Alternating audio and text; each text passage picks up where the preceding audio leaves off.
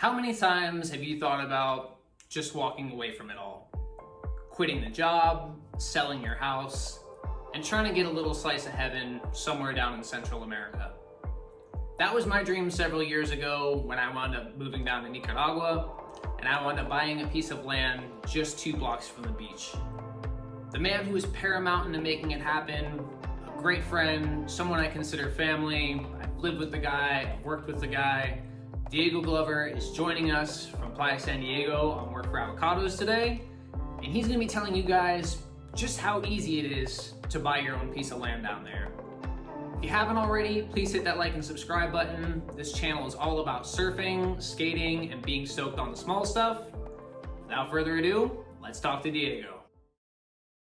Who are you and why do you live in the middle of nowhere? So what happened in my case is I grew up in Nicaragua. I grew up traveling between here and America my entire life.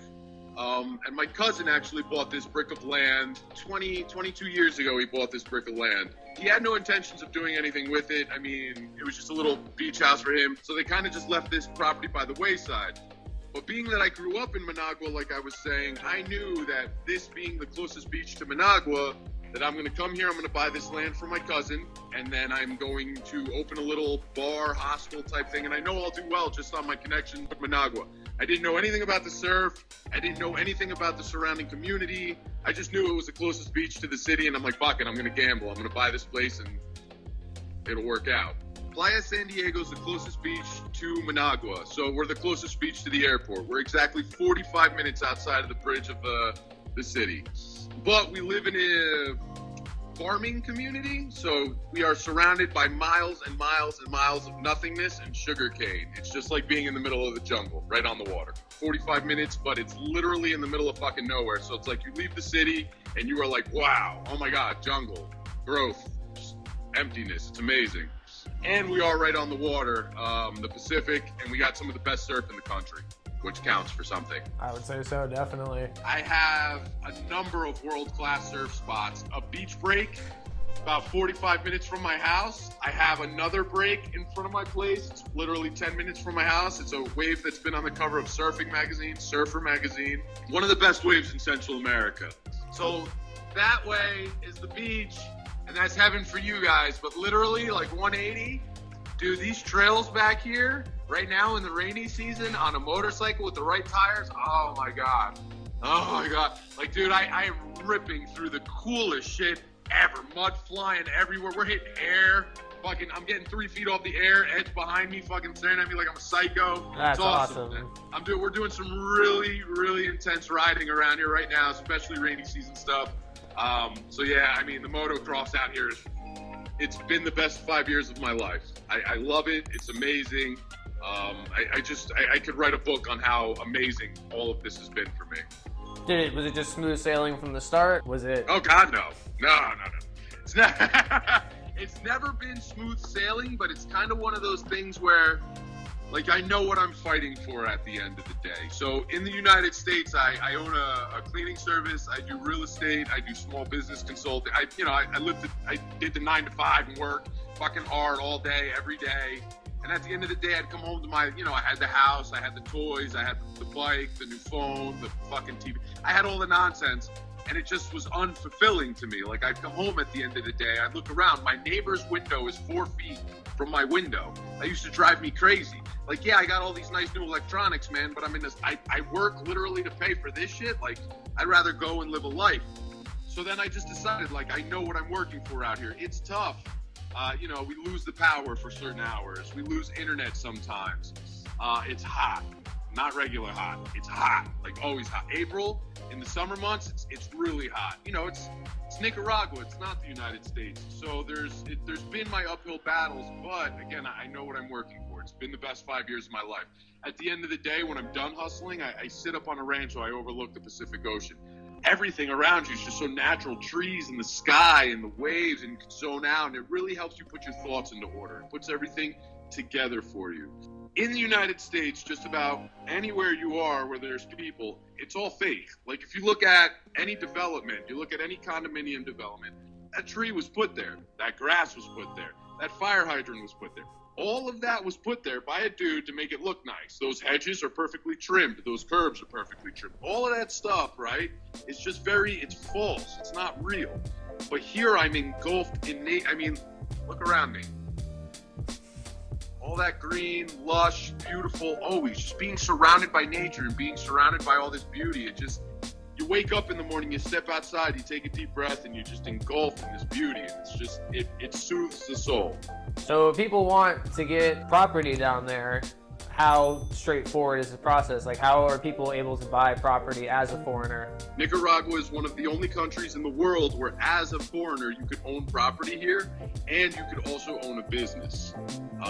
But for owning a property, it's pretty straightforward. As a foreigner, it doesn't make it that difficult. I mean, of course, on this side, you have to go through the legals and make sure that the property is great, make sure everything's legit. Do your due diligence, speak with attorneys or professionals and make sure that everything is appropriate. But yes, it's very straightforward owning a property here. And the retirement age in Nicaragua is 45 years old.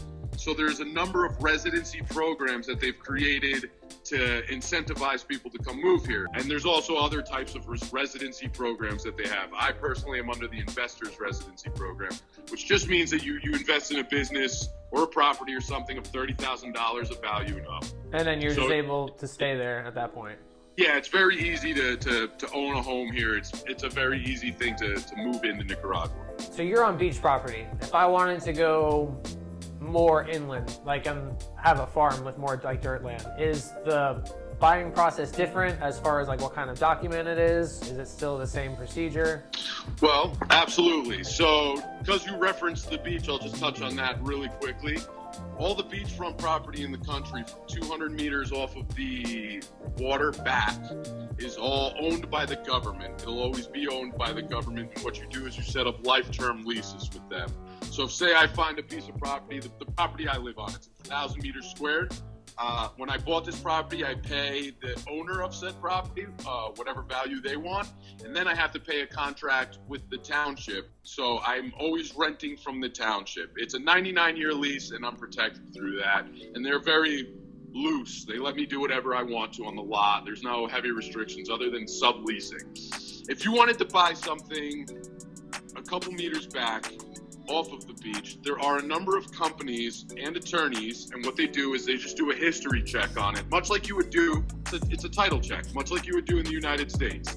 They have title insurance and so on in the States to protect you from somebody popping up, 2-3 generations back, coming forward and saying, hey, this was my lot, blah, blah, blah, blah, blah. It's a very similar situation here. A lot of these properties don't have title insurance, but you do have to do your due diligence. But today, like I said, there's another number of companies that specialize in, say somebody wants to sell you a piece of land, they'll go back in the history books, they'll go back as far as they can, they'll make sure that the land is perfect and good for you, and then you just own title. You buy it straight up from the owner and you own title like you would anywhere else. It's your land. You could sell your property either way, though. Even with the lease, you could sell that if someone wanted to buy it, correct? What the township does is they sell you a life lease, a lifetime contract on the land itself. It's rented to you by them, and it's for 99 years. So let's just say I live on the front row touching the water and I were to sell my house. My house sells for, I don't know, say I sell it for $100,000. Then you have to pay $10,000 on top of that $100,000 to me. You have to pay $10,000 to the township for the transfer of contract. And then the property's now in your name and you own it and you go forward. The front row are usually more expensive and they do it in 3 rows.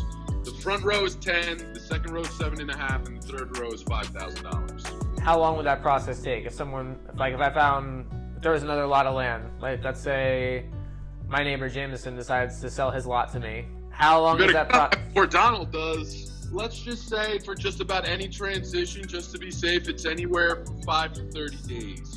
And that also, it's very subjective because the way that they do business here is a lot of who you know type deal. Do you know what I mean? Right. So for instance, it could take 30 days for the township to send the survey guys out to your lot. But if your agent knows people and has been doing work within the township, they should be able to get it done within 2 or 3 days. Like me personally, I'd be able to get in there and I'd have guys out to your lot to survey tomorrow. I could have a beachfront lot. We could wrap up a beachfront lot in 3 days working through my stuff. If anyone wants to just go ahead in the next 3 days, you can get it done. Basically, yeah, if you come out here, you like what you like and you got money in your pocket, I'll make it happen for you. But you just got to know what you're doing it for. You got to move out here and, you know, recognize I'm doing this because I don't want to be 10 minutes from a hamburger in any direction. I don't need all this materialistic consumption. Now, I could get anything I want from America here. TVs and radios, and I could go to Managua and find anything I want. But I didn't do it for that, you know what I mean? And most people that come out here, they don't. You're coming out here more for lifestyle. You're coming out here more to slow down, to appreciate good people, kind people, to appreciate culture, to love the food, you know what I mean? It's not about being in fifth gear, making $1 million, stepping on my neighbor and getting it done, you know? More about appreciating my life. Every day that I wake up, I look around and I'm just so grateful to be alive. I look around, I'm so happy that I get to live this fortunate life. There's children that play in the street every single night. I mean, that says a lot about our community. I know I'm on a first name basis with everybody in my, if a car pulls into my town that looks a little weird, all the neighbors, we all step outside, we all know each other, we all look at each other, oh, he's with so-and-so, you know what I'm saying? Like, yeah. It's crazy how, now that's got its pros and cons. Its pros are obvious, like I said, children play in the street. It's the most amazing thing. Everybody knows everybody, it's very safe. Cons are, if I fart at 12 o'clock in the afternoon, I mean, my neighbors know what I had for lunch, you know what I'm saying? Like, it's being reported on the San Diego Times news. Oh, man. So that's a little rough. But yeah, man, it's an amazing, cute little community, and most of Nicaragua is like that. Anywhere you go, there's still community. Do you know what I'm saying? For sure. It is a very, very poor country. We are the second poorest country in the Western Hemisphere. We're second only to Haiti. So my neighbor doesn't have 700 fucking channels at nighttime. Do you know what I mean? Right. Like, he's out the street hanging out. Like, you'll walk up the street and you'll still see people sitting out on their front porch talking and being a community, because that's what it is, you know? They don't have PlayStation. But I see a lot of what's going on in the world, especially in the United States, and it kills me. And I wish I could just reach out to some people and be like, dude, there's a bigger picture. You know what I'm saying? Like, we're alive. Like, you're alive and live and let live. Do you know what I'm saying? Come to a place like this and appreciate it. Just be free. You know what I mean? So if anybody is interested in any type of real estate or relocating, or they have any type of questions at all, Ed and I, Diego, we've created a company called Relo International. You can reach out to me at info@relointernational.com, or my phone number, 5859-7050. You can reach out to us on Facebook, however you'd like, and we'd be happy to answer all your questions and help you make this transition to a dream life as smoothly as possible. I got a number of beach lots for sale. I've got a number of lots 2 blocks off the beach for sale. We have some farms for sale. We have a bunch of land we're able to provide to anybody at any, whatever they're looking for. Think about all the crazy shit that happened in America. Preppers have been waiting 15 to 20 years to look over at all their family and friends and be like, ha!